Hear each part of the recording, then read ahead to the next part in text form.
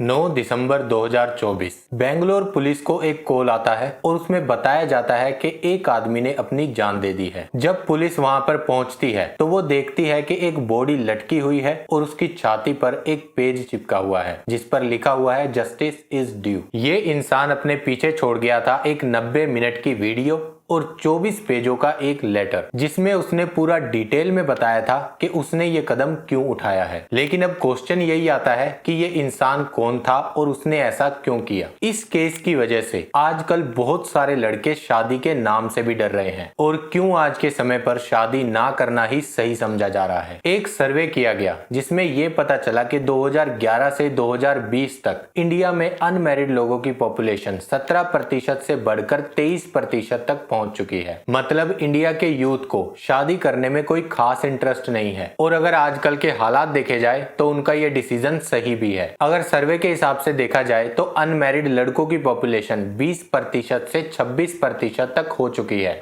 वहीं लड़कियां सिर्फ 3% के प्रोपोजिशन से अनमैरिड है। मतलब लड़कों की गिनती ज्यादा है जो शादी नहीं करना चाहते, क्योंकि शादी आजकल बिजनेस बन चुका है और इसको स्टार्टअप की तरह ही देखा जा रहा है, जिसकी वजह से लड़कों को बहुत ज्यादा टॉर्चर किया जाता है। इसी टॉर्चर की वजह से 1970 में जहां पर 17,000 लोग सुसाइड करते थे, 2020 तक ये आंकड़ा बढ़कर 1,08,000 तक पहुंच चुका है। इन्हीं चीजों को देखकर मिनिस्ट्री ऑफ जस्टिस ने हेल्पलाइन नंबर शुरू किया था, लेकिन हैरानी वाली बात यह है कि उस नंबर पर सबसे ज्यादा कॉल लड़कों ने ही किए थे, फिर चाहे वो काम की टेंशन हो या फिर वाइफ की टेंशन। आज के समय पर लड़कों की लाइफ में बहुत ज्यादा स्ट्रेस है। आज के टाइम पर अगर कोई लड़की डिवोर्स लेती है तो वो उस इंसान से सिर्फ अलग नहीं होती, वो अपने बुढ़ापे तक का इंतजाम कर लेती है एलिमनी के नाम पर। और डिवोर्स केस में सिर्फ ये नहीं होता कि वो सिर्फ ये बोले कि मुझे इससे अलग होना है, उसके साथ साथ बहुत सारे केसेस उस पर डाल दिए जाते हैं जिससे इंसान बहुत ज्यादा परेशान होता है। लेकिन असली परेशानी शुरू होती है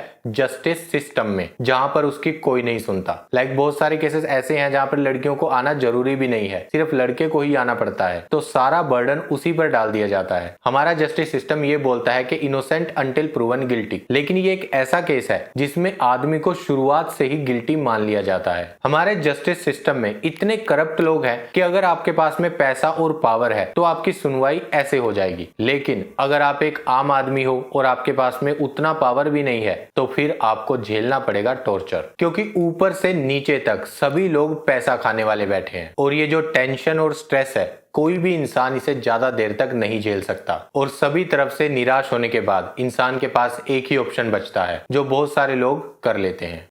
ऐसा ही एक केस बेंगलोर पुलिस के पास आया। अतुल सुभाष, जो कि एक एआई डेवलपर था और एक बहुत अच्छी कंपनी में बहुत अच्छी पोजीशन पर काम करता था। उसकी फैमिली में उसके माँ बाप और उसका एक छोटा भाई था, लेकिन उसे अपनी जिंदगी में एक जीवन साथी की कमी हमेशा महसूस होती थी। जिसके बाद उसने शादी.com पर प्रोफाइल बनाई। वहां से उसे मिली एक लड़की निकिता सिंघानिया, जो शुरुआत में बहुत शर्मीली थी। वो ऑन द पॉइंट जवाब देती थी और काफी सोच समझकर जवाब देती थी। अतुल सुभाष को उसका यही नेचर अच्छा लगा तो उनकी बातें और आगे बढ़ी। फिर उन दोनों की शादी हो गई। शादी के बाद अतुल सुभाष को पता चला कि उसे फैमिली ने प्रेशराइज किया था ये शादी करने के लिए, लेकिन फिर भी अतुल सुभाष ने अपनी जिम्मेदारियां नहीं छोड़ी और वो उसके लिए हर वो चीज करने लगा ताकि वो उसे एक्सेप्ट करे। जिसके बाद उन दोनों में प्यार भी हुआ और एक बच्चा भी पैदा हो गया। जिसके बाद निकिता की मदर उनके साथ वहीं चली गई और यहीं से परेशानियां शुरू हो गई। वो हमेशा अतुल से पैसे मांगती रहती थी। अभी तक अतुल उनको 16 लाख रुपए तक दे चुका था, सिर्फ अपनी बीवी के खातिर, ताकि उनके घर में कोई कलेश ना हो। लेकिन अब उन्होंने डिमांड किया 50 लाख का, क्योंकि वो एक फ्लैट खरीदना चाहते थे जौनपुर में, जिसको देने से अतुल ने मना कर दिया और वहां से उनके बीच अनबन शुरू हो गई और वो इतनी ज्यादा बढ़ गई कि निकिता अपने बच्चे को लेकर अपनी माँ के साथ वापस आ गई। अतुल को भी समझ भी नहीं आ रहा था कि ये सब कुछ हो क्या रहा है। इतने में उस पर बहुत सारे केस रजिस्टर कर दिए गए, जिसके लिए उसे बेंगलोर से जौनपुर जाना पड़ता था। और हर बार जब वो इतना ट्रैवल करने के बाद जौनपुर हाई कोर्ट में पहुंचता था तो उसकी डेट नहीं मिलती थी।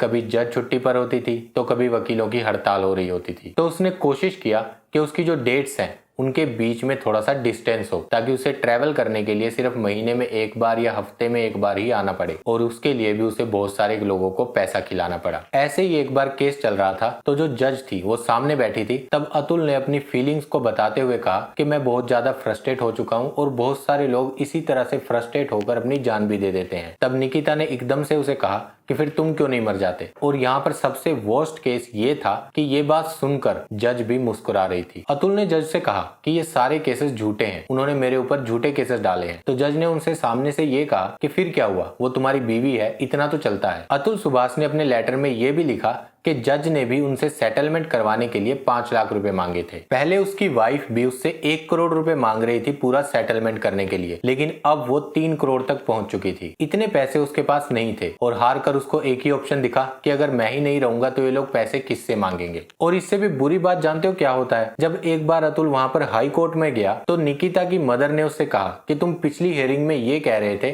कि बहुत सारे लोग इस तरह के केसेस से मर जाते हैं, तो तुम क्यों नहीं मर गए अब तक, मुझे तो लगा था तुम्हारी खबर ही आएगी। तो अतुल ने सामने से उनसे कहा कि अगर मैं मर गया तो तुम लोगों की पार्टी कैसे चलेगी। तो उसकी मदर ने उल्टा उसको ये बोला कि पार्टी तो फिर भी चलेगी, तुम्हारे माँ बाप है ना, वो हमको पैसे देंगे। तो अपनी फैमिली को ये सारी प्रॉब्लम से बचाने के लिए अतुल सुभाष ने लास्ट टाइम में 90 मिनट का एक वीडियो रिकॉर्ड किया जिसमें उसने सब कुछ बता दिया और एक 24 पन्नों का लेटर भी लिखा जिसमें उसने सारी बातें डिटेल में बताई। और ये सारे प्रूफ उसने अपने भाई को मेल किए और एक एनजीओ के व्हाट्सएप ग्रुप में भी डाल दिए। और उसने अपने एक्स ट्वीट पर इंडिया के किसी भी आदमी को टैग नहीं किया, उसने टैग किया एलोन मस्क को और डोनाल्ड ट्रंप को। मतलब उस इंसान को इंडिया के सिस्टम पर, इंडिया के लोगों पर भरोसा ही नहीं था। एक मरा हुआ आदमी इस बात की गुहार लगा रहा था कि उसे जस्टिस दिलवा दो। उसने अपनी वीडियो में यह भी कहा कि मेरी अस्थियों को विसर्जित ना किया जाए, अगर मुझे जस्टिस मिला तभी मेरी अस्थियों को विसर्जित किया जाए, और अगर नहीं मिला तो वहीं कोर्ट के गटर में इनको बहा दिया जाए, ताकि मेरी आत्मा को ये पता चल जाए कि इस देश में जस्टिस नहीं मिल सकता। देखिए एक बात तो है, डोरी केसेस और डोमेस्टिक वायलेंस ये बहुत ही सेंसिटिव टॉपिक है जो बहुत सारी जगह पर होते भी हैं, लेकिन बहुत सारी ऐसी लड़कियां हैं जो इस लॉ का मिसयूज करती हैं। लाइक अभी मैं एक केस देख रहा था, एक लड़की ने 7 लड़कों से शादी की और 7 लड़कों पर डोरी केसेस किए और उन सबसे पैसे लिए। अगर किसी इंसान के साथ आप रह ही नहीं सकते तो उसके पैसे भी क्यों लेना चाहते हो, मुझे तो ये बात समझ नहीं आती। आपकी इसके बारे में क्या राय है नीचे कमेंट बॉक्स में जरूर बताइएगा। Thank you so much.